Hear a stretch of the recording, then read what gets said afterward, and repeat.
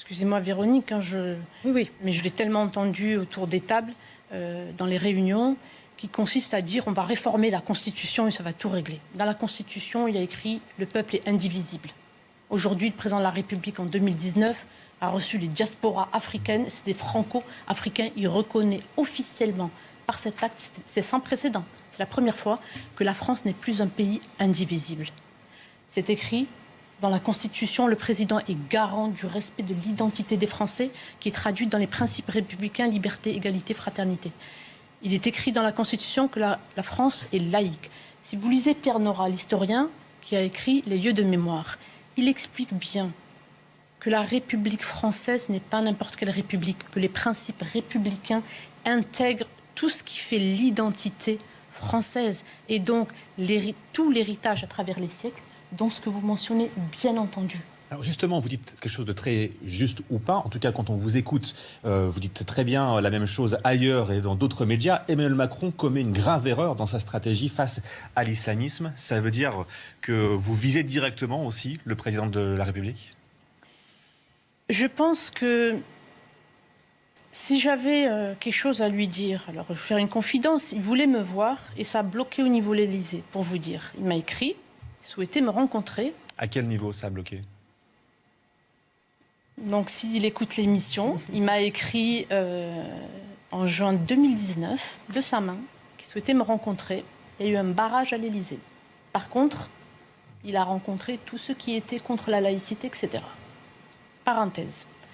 Si j'avais un conseil à lui donner, c'est qu'il cesse de culpabiliser, de culpabiliser les Français, d'accuser la France de tous les maux.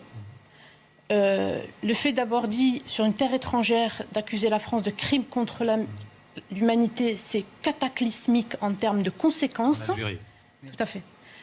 Vous ne pouvez pas dire, faites l'expérience si vous avez des enfants, au sein même d'une famille, à des enfants, voilà, c'est tel frère ou telle sœur en permanence, qui est contre vous, qui fait ça contre vous, et espérer ensuite que nous pourrons vivre ensemble et que les personnes issues de l'immigration pourront ne serait-ce que respecter l'insertion, c'est-à-dire respecter la France, parce qu'il faut bien comprendre que là, ce qui se joue, c'est le fait que la perception se fait au travers de la mentalité, c'est-à-dire du filtre culturel.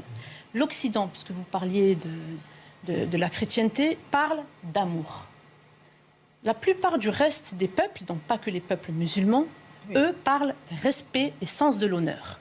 Et donc, il n'y a aucune chance de s'entendre, parce que pour quelqu'un qui s'agenouille en permanence, je parle du filtre culturel, qui s'agenouille en permanence, qui s'autoflagelle, qui dit c'est de ma faute, je n'ai pas assez fait, c'est interprété comme un manque de sens de l'honneur.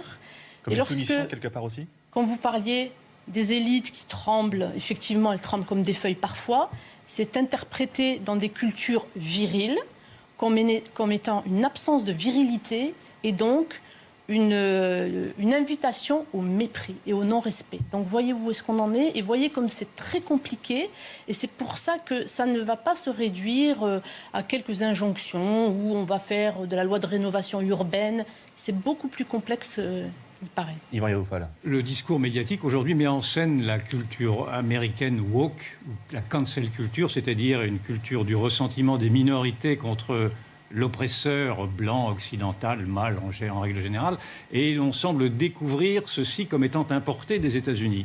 Est-ce votre sentiment ou est-ce que vous pensez que le verre était dans le fruit depuis plus longtemps dans l'idéologie différentialiste qui s'est instituée en France depuis maintenant 30 ans, voire 40 ans? Qu'en pensez-vous?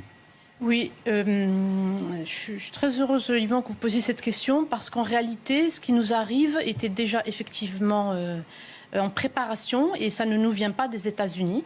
Il y a eu tout un travail qui a facilité l'installation de tous ces ressentiments et ça date du rapport de l'Union européenne, du comité des ministres des Affaires étrangères, qui a été, dont les travaux de réflexion ont démarré en 85. 87, il y a eu une accélération. Et ensuite, la signature en 91. Et il a été demandé à tous les pays membres de développer cet ensemble de recommandations.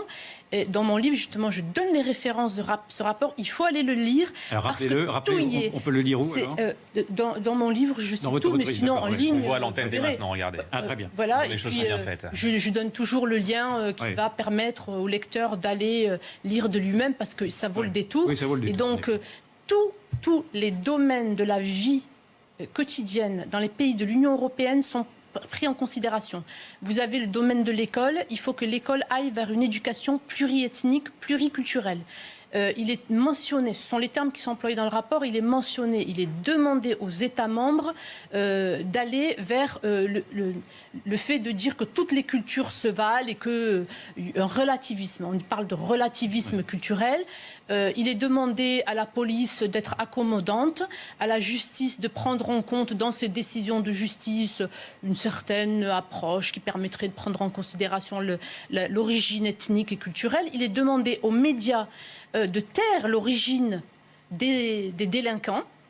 Et il est mentionné dans ce rapport, dès le début, dès les premières lignes, il est mentionné le fait que cette immigration importante est destinée à rester sur le territoire et qu'il est observé dès lors, c'était quand même en 85-87, dès lors, ils observent au niveau de l'Union européenne que les traditions familiales se révèlent parfois incompatibles avec les traditions européenne, et c'est pour ça qu'on déroule toute la modalité du fait qu'on va tourner le dos à l'intégration. Ce rapport a eu la caution de l'Union européenne. Tout à fait, absolument. Donc, et il a signé été par l'Union européenne, on est bien d'accord. Par tous les ministres des Affaires étrangères. Un rapport de renoncement culturel et d'avalisation d'une société multiculturelle, si on peut le résumer ainsi.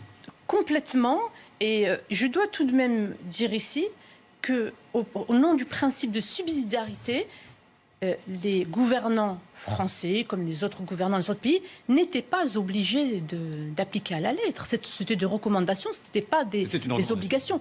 Et ils ont tout de même appliqué cela. Et c'est comme ça que nous avons tourné le dos à tout cela. Je voudrais simplement rajouter quelque chose, c'est que si aujourd'hui, on assiste à toutes ces problématiques. Regardez, on parle du projet de loi séparatiste, mais en même temps, vous avez la ministre déléguée, Madame Moreno, qui vous lance une consultation. Allez-y, dites que vous êtes discriminés par les Français, en gros par les Français de souche.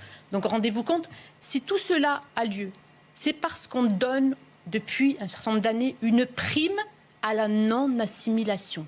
Si vous revendiquez des origines étrangères et vous revendiquez comme étant membre de la diversité, alors on peut vous faire passer devant. Donc il ne faut pas en vouloir aux enfants de l'immigration.